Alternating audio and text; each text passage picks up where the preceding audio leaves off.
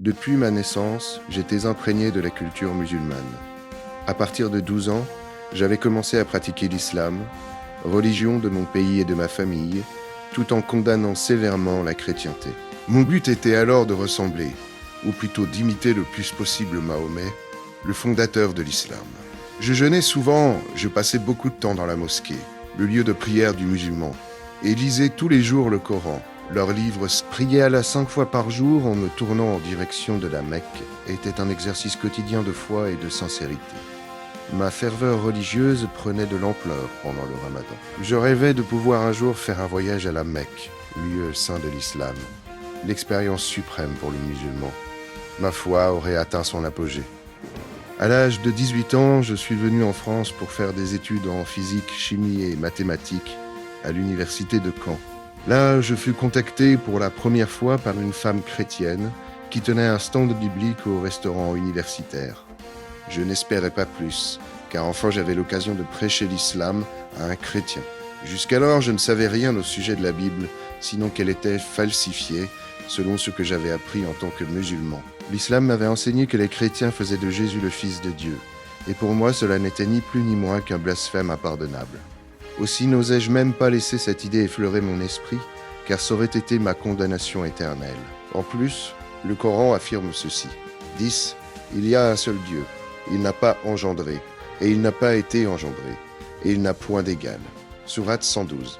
Ainsi, la filialité de Jésus et sa divinité se trouvaient balayées du même coup. Jésus n'était pour moi qu'un simple homme, prophète certes, mais créé de poussière au même titre qu'Adam. Il faut ajouter que tout ce qu'affirme la Bible, comme le péché originel, la Trinité, l'amour divin, le salut par grâce, m'était étranger. Cependant, ma religion me demandait de croire que la Bible était la parole de Dieu, sans pour autant prendre ses enseignements au sérieux. Pour expliquer ce paradoxe, l'islam prétend que la Bible a été falsifiée par les Juifs et les chrétiens, et qu'il est par conséquent impossible d'accéder au vrai texte. Je croyais simplement cette assertion sans l'avoir jamais vérifiée. Le temps passait et j'assistais à quelques réunions d'église. Cela m'a aidé à comprendre l'évangile du salut. L'amour de Dieu, manifesté à la croix, m'avait bouleversé. Moi qui ne connaissais qu'un Dieu souverain, puissant, sans aucune indulgence pour le pécheur. Quand on me parlait de cet amour, j'avais les larmes aux yeux, mais je restais quand même sûr que l'islam était la bonne et la meilleure voie. Néanmoins, un combat violent s'était déclaré en moi-même. Aussi avais-je décidé d'étudier et de comparer la Bible et le Coran. À mesure que je lisais, je me rendais compte que la Bible était autre chose que ce que je me représentais. Et surtout que l'image que je me faisais de Jésus était tout à fait fausse. D'étranger, Jésus devenait pour moi un homme unique, qui a, comme lui, consolé les pauvres, accueilli les hommes rejetés, pansé les blessures de tous les opprimés. Qui a, comme lui, parlé avec simplicité et beauté de Dieu qui aime les malheureux et prend le parti des humiliés. Mais surtout, qui a, comme lui, révélé le Dieu Père de tous ceux qui placent leur confiance en lui. Après les recherches, je commençais à avoir des doutes sur la falsification de la Bible. Mais je ne pouvais encore croire ni à la Trinité, ni à la filialité divine de Jésus, et encore moins à sa crucifixion. En effet, l'islam nie tout simplement que Jésus fut crucifié. Une autre chose qui m'empêchait de croire, c'était ma famille. Se convertir et quitter l'islam, c'est renier sa famille, sa patrie. Le prix me paraissait trop élevé. C'était toujours le côté où se trouvait ma famille, mes amis, qui penchaient dans la balance.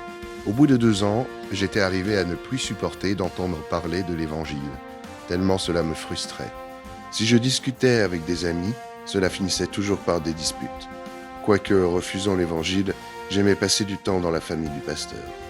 Le lundi 5 août était un jour comme tant d'autres chez eux. Bien sûr, il fallait encore que j'entende l'Évangile. D'ailleurs, j'avais de plus en plus de mal à résister à l'amour de Christ. Mais cette fois-là, je décidai que c'en était trop, et que je ne voulais plus jamais entendre parler de Jésus-Christ. J'insistais que l'on me ramène chez moi. Pour me calmer, je pris le Coran et me mis à le lire. Les paroles sortaient de mes lèvres, mais mon cœur restait sec, contrairement à d'habitude. Je décidai donc de dormir. Il était 2 heures du matin. Dans mon lit, je commençais à prier Allah tel que je le faisais chaque nuit, mais le vide m'entourait autant que le silence.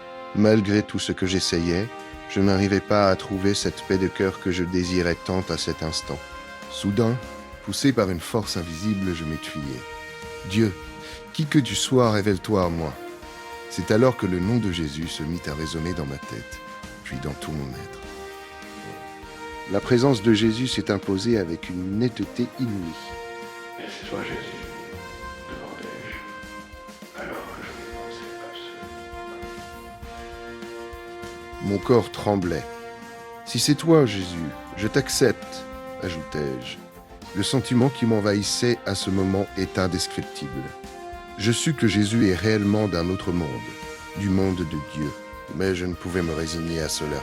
Aussi, immédiatement après, je commençai à crier « Non, non, non !»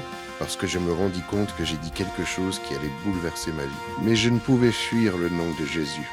Sa présence de Jésus avait envahi la pièce. En titubant, je descendais les escaliers pour me aller téléphoner au pasteur. Il était 2h15 du matin, lorsque tout tremblant, je composais machinalement son numéro. « Il faut absolument que je parle au pasteur !» ai-je dit à sa femme.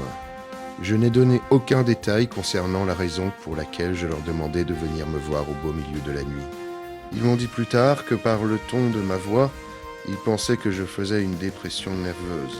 J'étais assis au fond de la salle lorsqu'ils sont arrivés. En voyant le pasteur, je lui sautai dans les bras. Il m'a rapidement demandé ce qui se passait. En sanglots, je lui ai répondu « Il faut que j'accepte Jésus dans ma vie ». J'étais alors si ému que je n'avais plus de force dans mes jambes. Je m'appuyai donc contre le pasteur pour aller dans son bureau. Une fois que j'étais assis, il m'a répété sa question, car il n'avait pas compris ma... Je lui répétai alors que je désirais accepter Jésus-Christ dans ma vie. En entendant cela, un sourire illumina le visage du pasteur, et il lui fallut un grand effort pour ne pas sauter dans mes bras. Cet homme... Ah, je connaissais si bien le plan du salut, mais je voulais maintenant qu'il devienne une réalité dans ma vie. Le pasteur m'a demandé si je croyais que Jésus est le Fils de Dieu et Dieu véritable. « Oui, je le crois », répondis-je. « Crois-tu, Jamel, que Christ est mort sur la croix pour tes péchés et qu'il est ressuscité pour t'assurer la vie éternelle en lui ?»« Oui, je le crois. » À tous ceux qui l'ont reçu, continua le pasteur, à ceux qui croient en son nom, il a donné le pouvoir de devenir ses enfants. Crois-tu qu'il peut faire de toi son enfant ? Oh oui, je le crois. Nous nous sommes agenouillés dans la prière et j'ai reçu Jésus-Christ dans ma vie, comme mon sauveur et mon maître. Quelle paix inondait mon cœur, une paix que je n'avais jusqu'alors jamais connue. Je m'adressais enfin à Dieu comme mon Père céleste, et cela grâce à Jésus qui fut crucifié et ressuscité pour moi. Je n'ai pas évoqué le problème du péché pendant ce témoignage, mais il faut que je le fasse maintenant pour que chacun comprenne que cela constitue le nœud du problème dans toute religion. Comment un homme souillé, méchant, indigne, peut-il se tenir devant Dieu ? Le sentiment du mal m'a toujours tourmenté. Mes efforts pour satisfaire les exigences de Dieu restaient vains. Comment aurais-je pu obtenir le pardon pour des offenses inqualifiables ? Seul Jésus-Christ pouvait faire en sorte l'impensable devienne possible, que Dieu ouvre ses bras pour m'accueillir dans sa grâce et son amour.